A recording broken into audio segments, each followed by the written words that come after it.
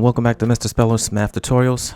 In today's tutorial, we're going to find the missing angle theta using three trig functions.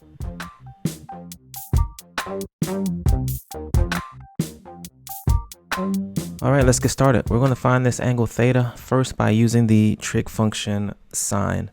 So here we're going to write sine of theta. And remember that sine is the opposite over the hypotenuse. So here that's going to be 4/5. Well, to figure out what theta is, we need to use the inverse of sine. So that's going to be the arc sine. So we're going to take arc sine, which is this notation here with the -1 of sine theta. And we also have to take the arc sine of the other side. So that's going to be the arc sine of 4/5. These two functions here are the inverse, so they basically cancel each other out, leaving us with just theta. And on the right hand side, we have the arc sine of 4/5. All right, now let's use our calculating device to figure that out. So here we're going to use decimals for that. So we're going to take the arc sine, and that was the arc sine of 4/5. Whoops, let's go back here. That's the arc sine of 4/5. And here we have our answer. Let's get rid of these parentheses. Our answer here is 53.13, but let's take a look at our settings here. All right, so that the answer there is in degrees. So we're going to do our other ones in degrees as well. So 53 and 13/100 degrees. So let's go back and put that in place. So theta equals, what was that again? 53. So theta is 53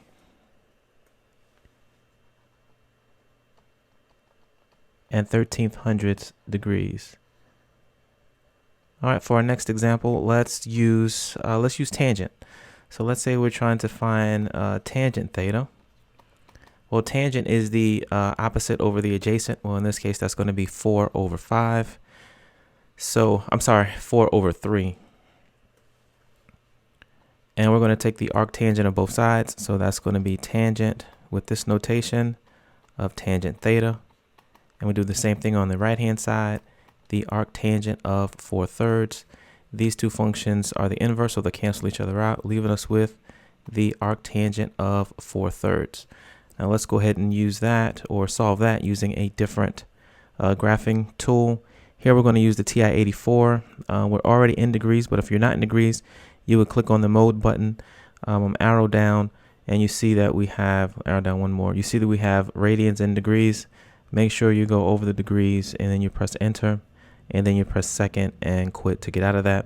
So what you want to do is click on the second key to get to your blue. Here's your arctan, and we said that that was 4/3. So we're going to place in 4 divided by 3 and close that off. And you see that we still come out with the same answer, which is the 53 and 13/100 degrees.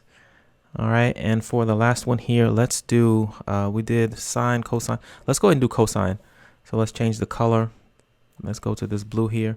So let's take the cosine of theta.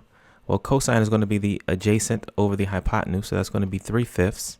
We need to take the arc cosine of both sides to get to theta. So that's going to be the arc cosine of cosine theta and the arc cosine of 3/5.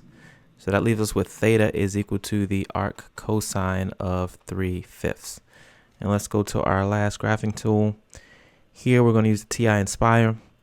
So we're taking cosine. So we're going to, arc cosine. So we're going to click on the trig key here. We're going to select arc cosine.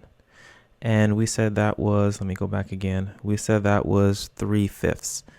So let's go ahead and place in 3/5. So 3 divided by 5, and let's press enter here. And actually what I need to do is get the approximation. So let me arrow up, and let's press enter again on that. And I want to click on control to get to the blue where we got the approximation symbol. And whoops, and I see that I'm in radians. I need to make sure that I'm in degrees. So let's click on the gears here. Let's go to document settings.